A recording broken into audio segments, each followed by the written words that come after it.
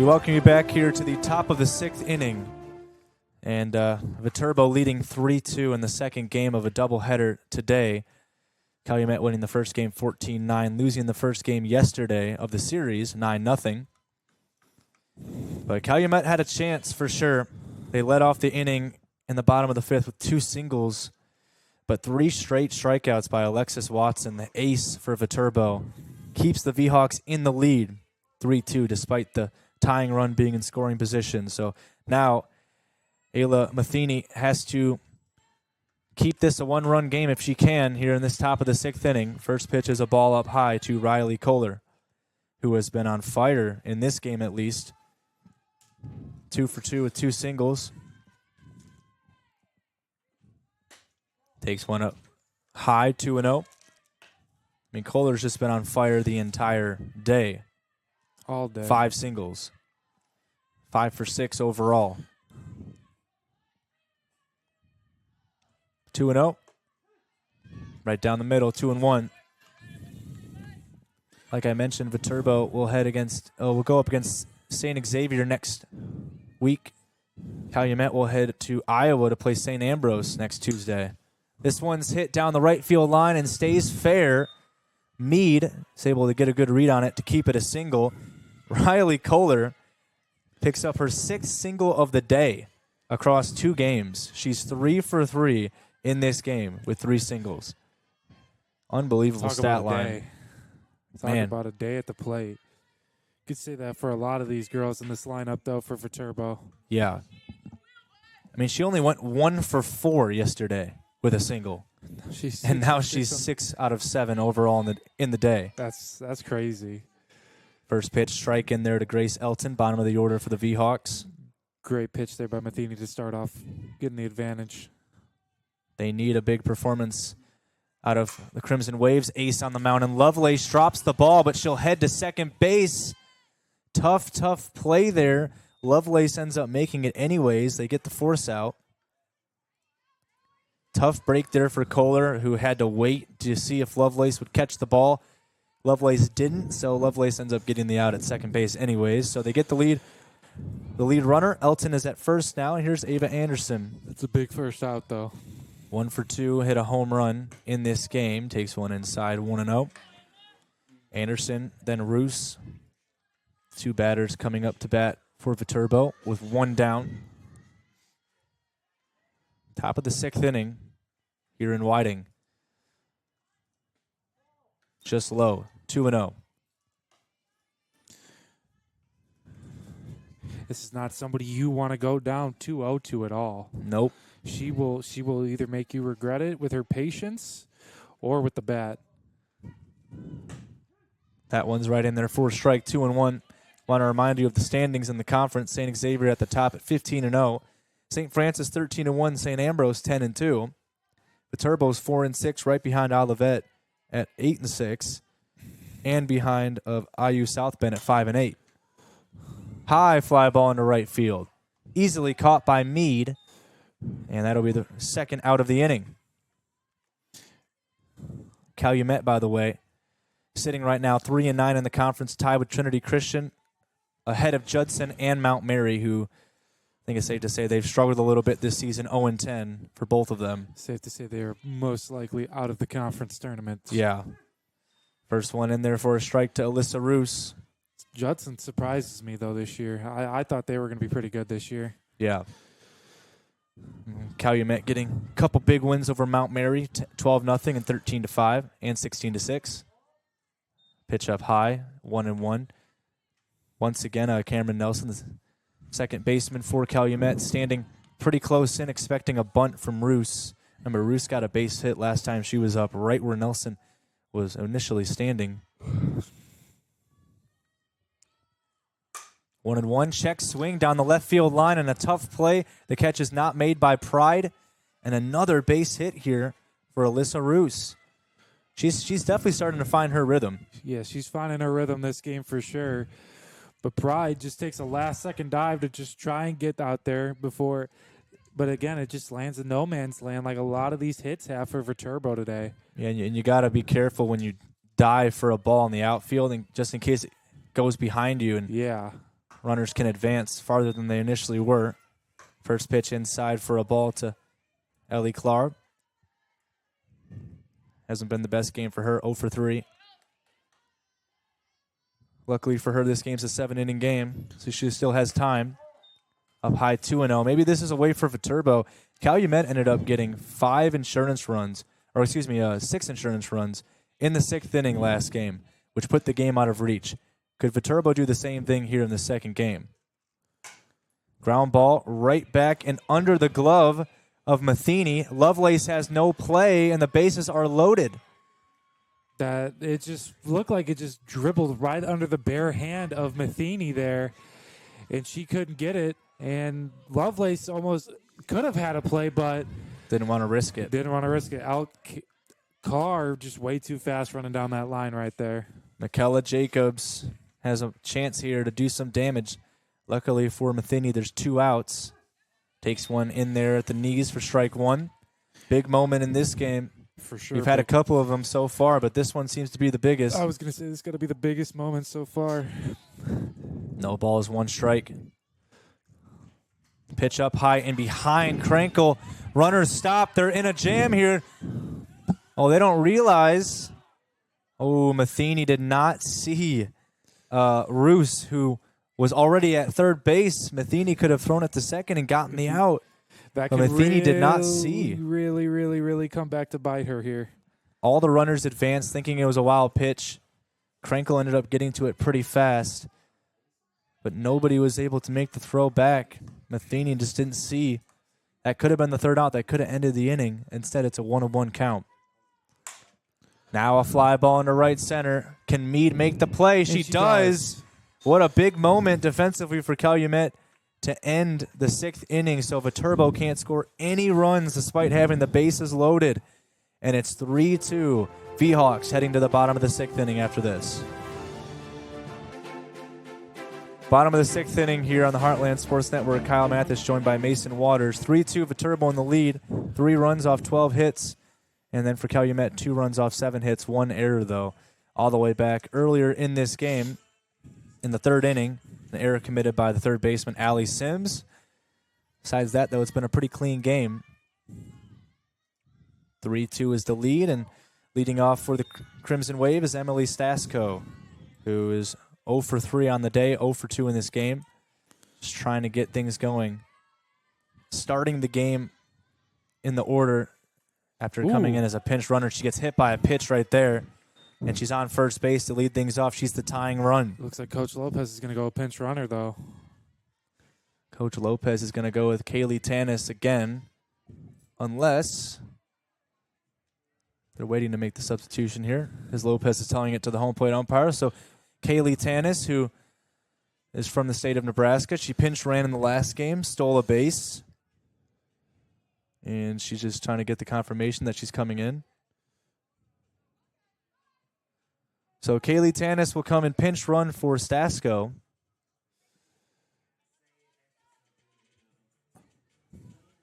Abby Krankel comes up to bat here for the Crimson Wave. A really fire walk-up song. Yeah. Krankel could, if she hits it hard enough in the outfield, she's going to show bunt. Takes a strike there.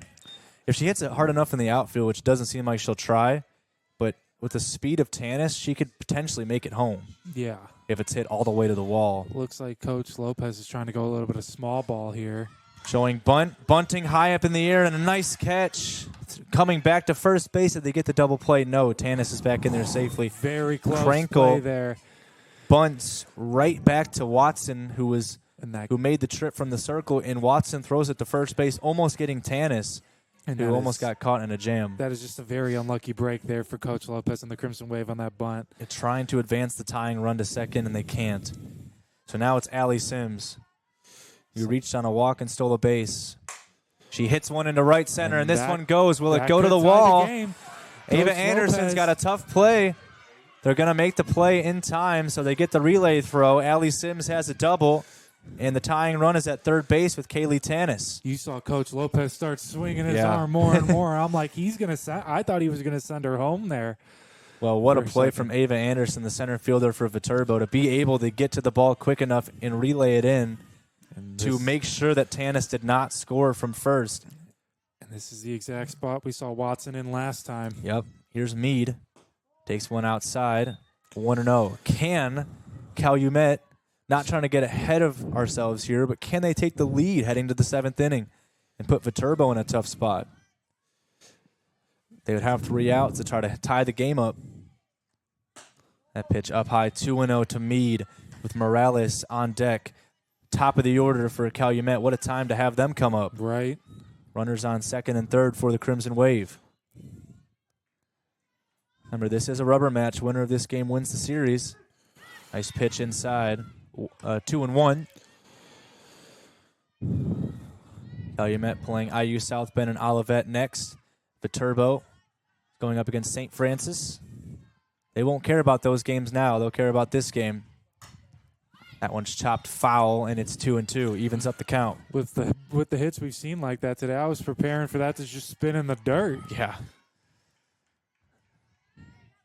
And you see a few divots in the dirt from the where the balls have hit. 2 balls, 2 strikes. Can Meade at least get a run home?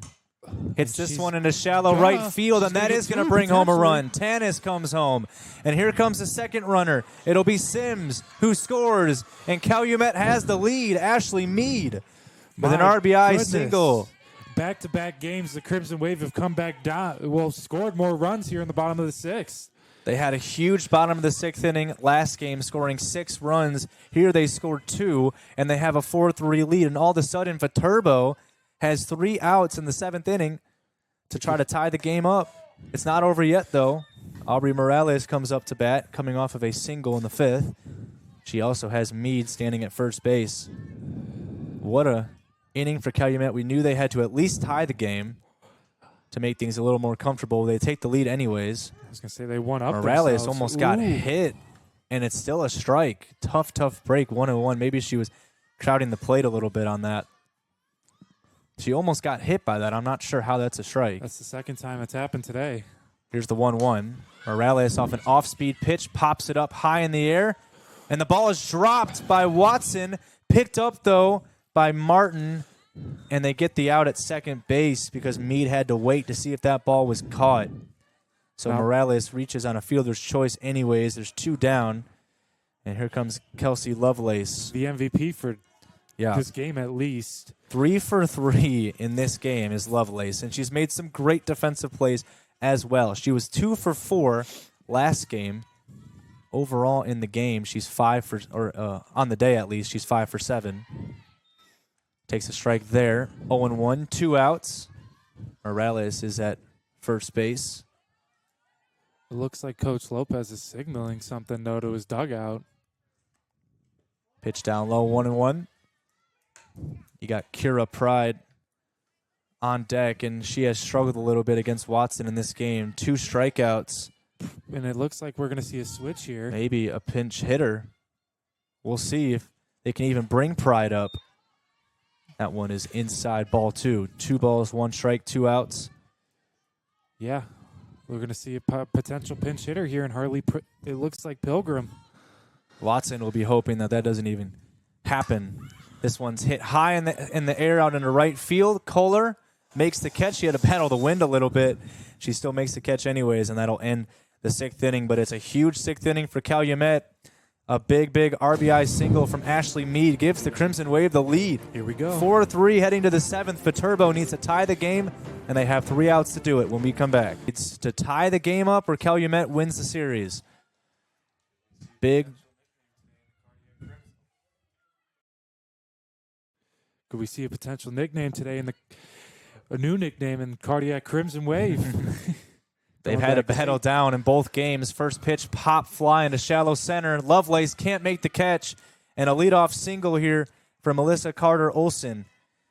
Could we see extra innings in this ball game? Again, very possible. But again, just that just death by 1,000 paper cuts that Viterbo has played by all day.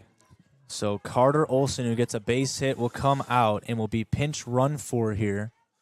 But it looks like I believe 16. that was 16. Yep. 16. Aiden Sutton Aiden Sutton will come in pinch run for Viterbo in a big moment. She is the tying run that would keep this game alive. We've seen her come out in the middle of innings, and she's been the catcher that has taken the practice pitches from Watson in between innings. That's fouled off for an 0-1 count. But she does only have one stolen base this season. We'll see what she can do here. She has 7 runs scored. She's usually used as a pinch runner. So Alexis Watson comes up to bat.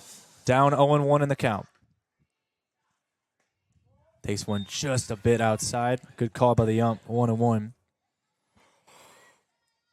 I think Viterbo, the way this game's been going, I wouldn't be surprised if they just decide to take the lead here. Yeah, put the pressure on Calumet. Hit into center field. That's going to drop for a hit. Morales, good fielding to keep a runner at second base and Sutton. So Sutton gets to second base. Watson has a hit. And look out now. Viterbo has a chance to bring themselves back in this game. Has a chance to strike here. Coach Lopez is going to call time, though. I was literally just about to ask you, when do you think Coach Lopez is going to come out here for a mound meeting? Right now. Yeah, literally. This is a good time to do it. The first hit was like, okay, maybe you can get through, but now the second hit, now you definitely have to discuss things you here. You really got to calm your pitcher down. So you got Sutton standing at second base. She's quick. And then you got Watson standing at first base. And as you see Jackie Piper take a walk down to the bullpen down over there, so we potentially could see her come into this game barring anything at this point. Well, Matheny's going to stay in the game, and Natalie Martin comes up to bat here for Viterbo. She had a great first game. Hasn't had the best game here in the second game of the day. But that can change. That can change. Ground ball right by the diving glove of Nelson, and here comes the tying run. It's Sutton. This game is tied. And there's runners on the corners with no outs. Natalie Martin delivers with an RBI single, and Sutton scores from second base to tie it up at 4. In the biggest spot she could have come up, she came. She came in and just hit it far, not even hard or far, just a hit right, just a grounder right. Nelson tried to dive for it too. Let's see what's going on here. They're getting something here for Martin. Something from out of play, but I don't know. Calumet's going to use this as a chance for a mount or for a circle visit here, but Riley Kohler, it doesn't get any easier. The player that is 6 for 7 in this game is coming up to bat to give Viterbo the advantage and the lead. She has had Matheny's number today. Seriously. Or just the you could Crimson say Waves both. number. Yeah, you could say both numbers at this point. Sims couldn't seem to get her out either. Kohler transferred from Heartland Community College. Didn't play as a freshman. Last season was all-conference academic third team before she transferred to Viterbo this year and is playing in her first season. She has a chance to give the V-Hawks the advantage in a 4-4 tie. Takes one right in there, 1-1 after a first pitch ball. You see Krinkle kind of try to scare Watson back to third there. Watson is at third, Martin at first. Grace Elton is on deck. Pitch inside, ball 2. Well, now you got to get at least one out. Even if you give up the lead here, you got to get at least one. You got to get one out, yeah. You cannot load the bases. You cannot give up a base hit without getting an out. So we do have a pitcher warming up. Here's a ground ball right by the diving glove of Lovelace, and Viterbo has the lead here in the 7th inning. Big base hit for Riley Kohler, who's just been on fire today. She has been unstoppable. Watson scores 5-4 V-Hawks. Riley Kohler is 7 for 8 overall on the day. And today in this game, she's 4 for 4. Calumet, they took the lead in the 6th. They looked good. But Viterbo, their bats got hot at the right time. They have a 4-3 lead, a 5-4 lead, and they're looking to make it worse here. Ground ball to Lovelace. They get the force at second. trying to turn two. They can't. A run does score from third base. Natalie Martin's able to score, and it's 6-4. So they do get the insurance run here. They do get the lead runner, though, at second base. So there's one down. Elton reaches on a fielder's choice. And that brings up Ava Anderson. It does not get any easier for Matheny. Top of the order now for Viterbo, up 6-4. Takes one at the knees, strike one. At least for Matheny's sake, at least there's no runner in scoring position now. But now Calumet trails by 2 runs. At this point, they need to just be down by 2 runs. Just get through this inning, keep it a 2-run deficit. If it gets any more than that, could be pretty tough to come back from the way, in this game at least, that Watson's been playing for Viterbo.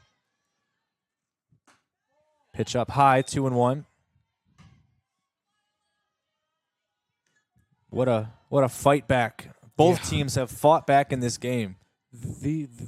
Both of these games today have been awesome to watch. 2 balls and a strike. Pitch outside, 3 balls and a strike. Wonder if we'll see a pitching change if she walks Anderson here. We do have a pitcher warming up for Calumet. Looks like it's it's Jackie Piper. Looks like number 5, Jackie Piper, yeah. 3 balls and a strike. Popped up in the infield, and Stasko, the first baseman, makes the catch. Big bailout play for Matheny. Lucky break there. It was a good pitch, though, to get Anderson to pop up. And a good play by Stasko to be ready for that. So there's 2 down. Alyssa Roos comes up to bat. In this game, Roos is 2 for 4. Reached on an error back in the third. Has 2 singles. Check swing into left field. The catch is made by Cura Pride, and we'll head to the bottom of the 7th inning with an all-to-do for Calumet. They took the lead in the bottom of the 6th. They give it right back up in the top of the 7th. Now we go to the bottom of the 7th in the rubber match here today. 6-4 Viterbo on top. We'll be back after this. We welcome you back here in the bottom of the 7th inning. 16 hits in this game for Viterbo, 19 the last game, 35 hits on the day. My goodness. It's not even including the game that was played yesterday between these 2 teams where they had an additional 11. So 46 over the span of 3 games, 46 hits for Viterbo. What a incredible performance by this V-Hawk offense. Now they got to rely on their defense going up against the 4, 5, 6 hitters in the order for Calumet. Cura Pride leads off, followed by Emily Mahalik and Cameron Nelson. 1 ball, no strikes. Foul ball back behind the field, 1-1. Alexis Watson has 5 strikeouts in this game, and she's looking to finish the job here after she had a 2-strikeout day yesterday in 5 innings pitched. This game a little bit tougher for her. Yeah. But Calumet's played better all day. Swing and a miss on an off-speed pitch. 1 ball, 2 strikes. Her off-speed pitch, you were about to say it. It's beautiful. It's just so difficult for these Calumet batters to hit, and especially for Cura Pride. She struck out 2 straight times on off-speed pitches. Here's the 1-2. Pitch down low and inside, 2-2. You think we're going to get the off-speed here? I wouldn't be surprised. Yeah. You think we're going to see a pinch hitter from Mahalik or no? Well, she's on deck. I was going to say she's been on deck for a while now, so I don't know if Coach Lopez will pull something last minute. Oh, just on the inside edge of the zone. Strike 3 called by the umpire, and Pride goes down looking. You saw Pride's face, and then you look at Coach Lopez, him shaking his head like. Watson with her 6th strikeout of the game, 3rd time in a row that Pride has struck out after leading things off in this game with a triple. Now it's Emily Mahalik, 0 for 2 in the game. I don't want to be the judge here, but that pitch was in the same location as the last pitch and was called a ball. I feel like 1 that's ball, happened no a couple strikes. times today. I just haven't pointed it out. Well, Mahalik is 0 for 2 in this game, like I mentioned, and she cracks one into right center, Emily. and she gets it all the way to the wall. She's going to round first, get to second base, and she gets in there with a 1-out double. Mahalik keeping this game alive. Huge for her team here, and we're going to see another pinch runner. Mahalik standing at second base. Here's Cameron Nelson to bat. We're going to see Jensen. Tori Jensen is going to come into pinch run. Jensen is the it wouldn't be the tying run. It would be Nelson, who has to get a hit here. She's 0 for 3 in this game, despite having a pretty good game in the first game of the day. She has a big moment. Does she have a big moment in her, the sophomore? So runner on second base. Nelson is the tying run. And that's why Viterbo is happy they got that insurance run. Mm-hmm. That could play huge dividends here, especially if CCSJ does score one. 1 ball, no strikes. Pitch down and outside, and the ball gets away from the catcher, and then making the throw and making the tag is Ellie Clark.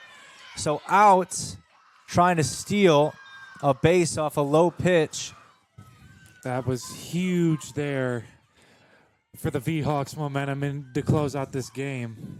So Jensen is down. She tried to take off on a low pitch, ends up being the second out, and now Nelson is up 2-0 in the count, but it's going to be a tough, tall task for her and her team as she takes a strike on the outside edge.